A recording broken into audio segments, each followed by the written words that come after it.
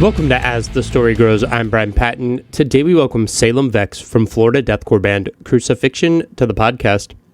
Crucifixion released their debut record, Will to Power, last Friday on Rise Records. Salem is also a member of the Requiem. We talked to Damien earlier this year. I'll put a link to that chat in the show notes if you're curious to learn more about the Requiem. Salem talks about skateboarding in Florida, forming Bloodbather, being in two bands on different labels, transitioning from Bloodbather to Crucifixion, the artwork he created for Will to Power, and more. Thanks so much for checking out this episode of As the Story Grows.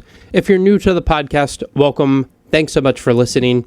You can find links in the show notes or over at asthestorygrows.com to our podcast community on Discord, our mailing list on Substack, or you can support the show financially and get early access to every episode on Patreon.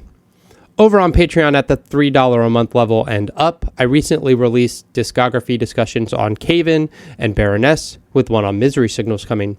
So if you would be interested in that, $3 a month over on Patreon, plus you get early access to every episode. And last but not least, if you think you know somebody who might enjoy this podcast, I would love it if you shared an episode with them. Sharing is the way to grow things organically and just support the show if you like it. Enjoy today's chat with Salem from Crucifixion.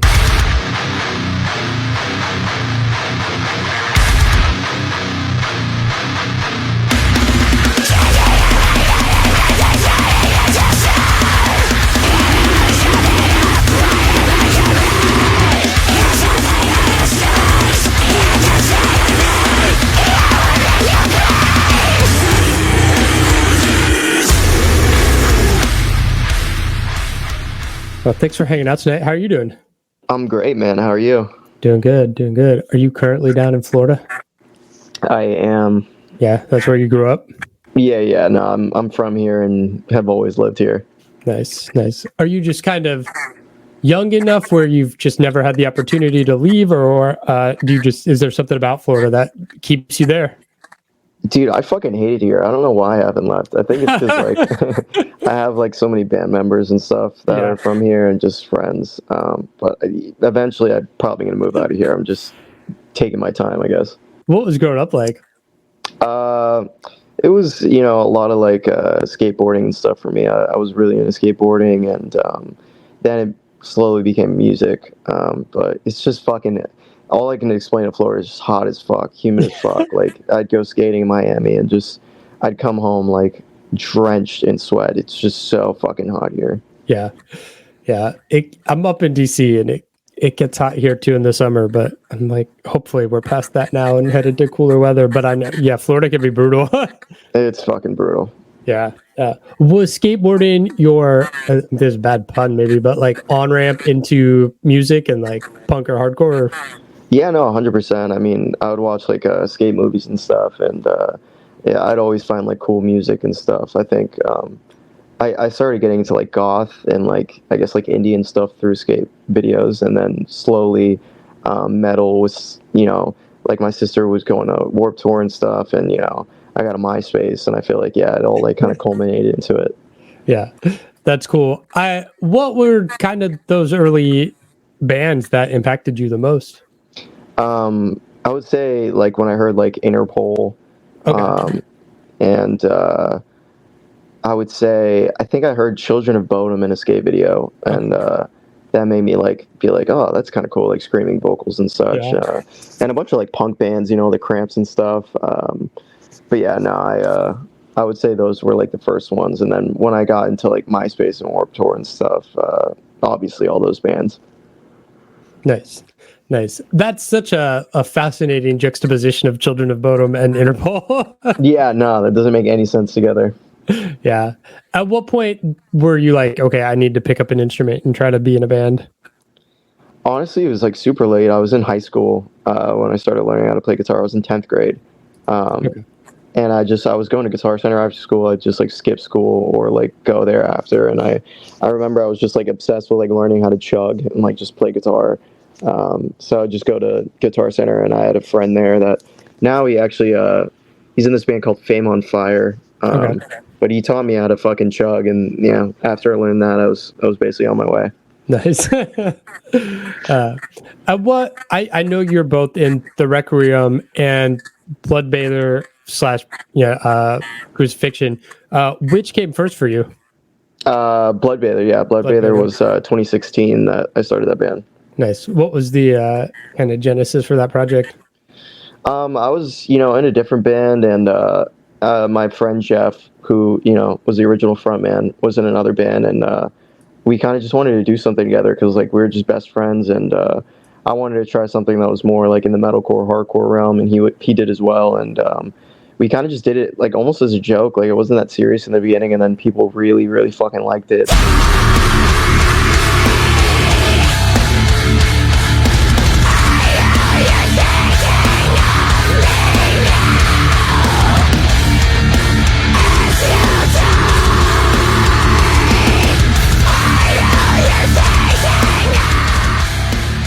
How'd the band get connected with Rise Records? So we put out our EP, and it was just going its rounds and stuff, and then we ended up getting a manager, and we had talks with other labels, but they just fell through. And then Rise, our manager actually left, and then Rise hit up our manager like a week later, and he was like, actually, now I can still work with you because now Rise wants you and stuff. And it was like, okay, whatever. So very interesting process for sure. Yeah. Rise has kind of had this interesting trajectory as a label where, they were, the label for the metalcore boom there in like, the late 2000s / the 2010s, right? Like, mm-hmm. Yeah. And now they've kind of, I don't know if reinvented themselves is the right word, but like they have such diverse roster of all these different bands, and, I'm a fan of the label now where I definitely wasn't back then. Yeah, no, they're killing it. I mean, they've always had some cool picks for sure. Definitely, like, for me growing up, I liked a lot of the bands. But yeah, now they're super diverse and have, such great artists. I'm definitely honored to be a part of the roster. Yeah. How'd you get connected with playing with the Requiem? So the guitarist, Felipe, I actually used to work at Guitar Center. And he came in one day and he was playing from first to last, and I went up to him and I just like introduced myself or whatever. And then he ended up recording his band with me. Okay. And that actually has our drummer now, which I stole his drummer for Bloodbather, which is funny. But then basically Aldo, or Damien, is my my best friend, and he's also in Crucifixion now. He's like plays bass and stuff, and I was recording his band.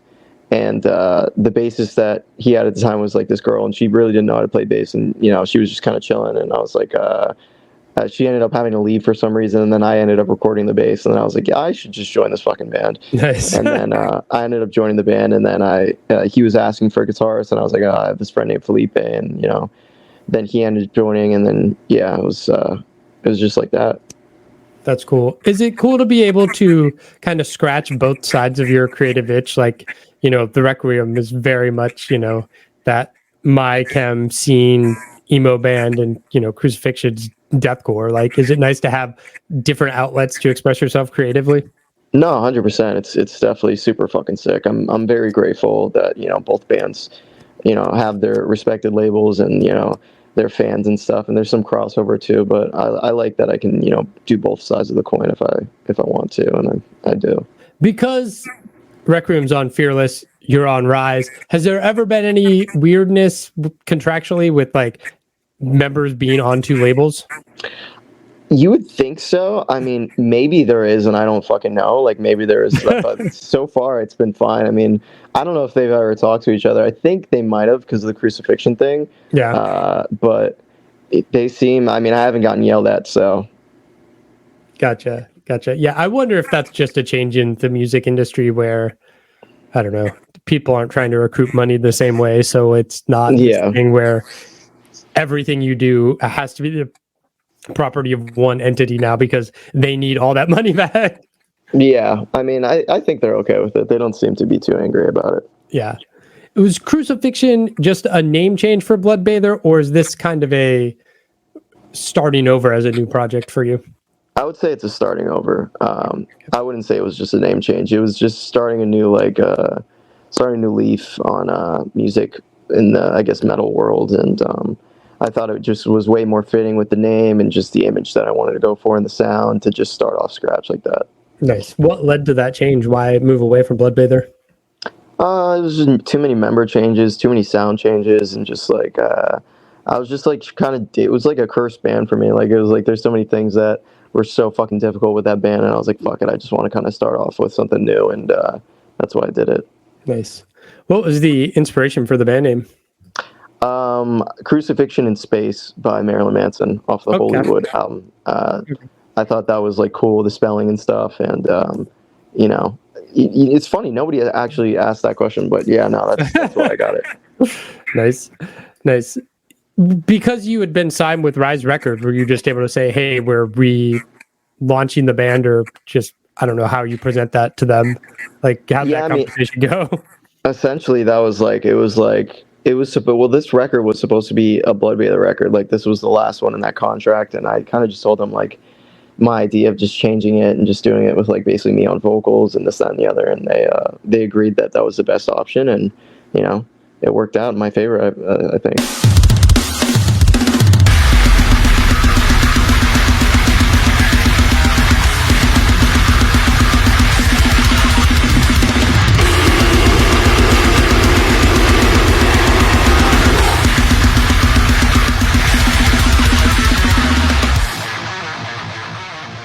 Brand new album is called Will to Power.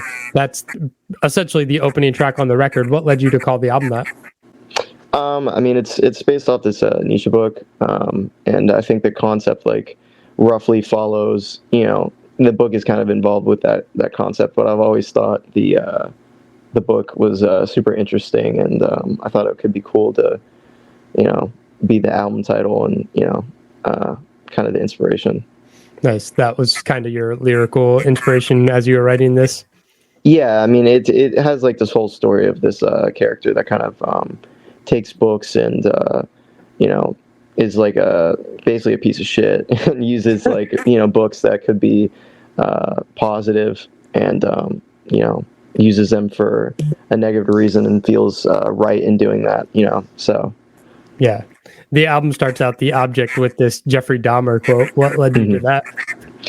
I mean, dude, I was super inspired by a lot of like, there's a lot of deathcore records that have like just that short intro, and I think Jeffrey Dahmer is like the biggest piece of shit on the planet. Like he's just such a disgusting person, and I thought using his quote just made sense. Definitely like what he was saying too, like matched kind of the character that I had in mind. So yeah, it was like a no-brainer to use him. Yeah. Talk to me about the album artwork. Who did the design and what was kind of the concept behind it?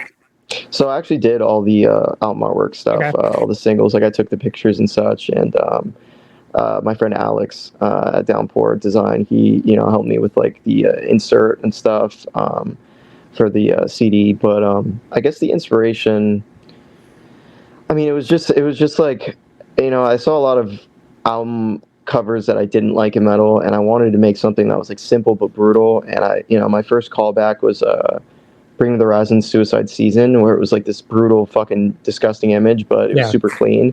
So I kind of wanted to base it off that, and I thought, you know, like having like these, you know, tools of like fucking murder and stuff would be super interesting. I would want to click on it, so that's why I kind of did it like that. Nice. The album's coming out on CD and cassette. Was there a conversation about which formats to release this on? Yeah, I mean, I wanted both, and hopefully we'll eventually do vinyl. I'm super into physical media, but I definitely wanted cassettes. I think cassettes are fucking awesome, so that was a huge thing. Like, I was just like, yeah, I want to do some cassettes. Yeah, it's interesting. I saw that it was coming out on cassettes. I am also a big like fan of cassettes and listening to cassettes, and as much as my cassette collection is like some old school death metal and hardcore, I was like, would deathcore work on cassette? Like, I think it would, but I was just like, I've never considered that. Yeah, I mean, like, the cool thing about like VHSs and like cassettes and I guess like any tape media is like over time just gets like more destroyed and more destroyed. So I feel like deathcore might sound fucking insane if you've been listening to it like, you know, a million times. Like, it might sound just fucking unreal. Album's out next Friday, October 11th. What's the plan for the rest of this year and the future of the band look like? We have like a little release party that, I'm going to do the signing for. And then, we have a first show coming up in November. Details haven't dropped yet on that, but just trying to play some shows and, hopefully do some tours early next year and work on some more videos and, merch and stuff and just keep it flowing. Nice. Is it tough to try to get your name out there? There are Bloodbather fans who I'm sure have come over to this new project, but like you're starting from zero as this new band on Rise. Like, is it tough to try to make a name and carve a path, or are there avenues because you can have the videos on YouTube or streaming that make it a little easier to be a fresh band? I mean, it comes with its difficulty, but I've done it, so many times now. I've created like so many new bands that I don't see it as a challenge. I just see it as a way of like finding exactly the fan base I wanted to. Because if I wanted to continue Bloodbather, I know there'd be some haters that don't like the direction or blah blah blah member changes. So it was like, yeah, it just made sense to start something new and just have all new fans that really just appreciate the band for what it is.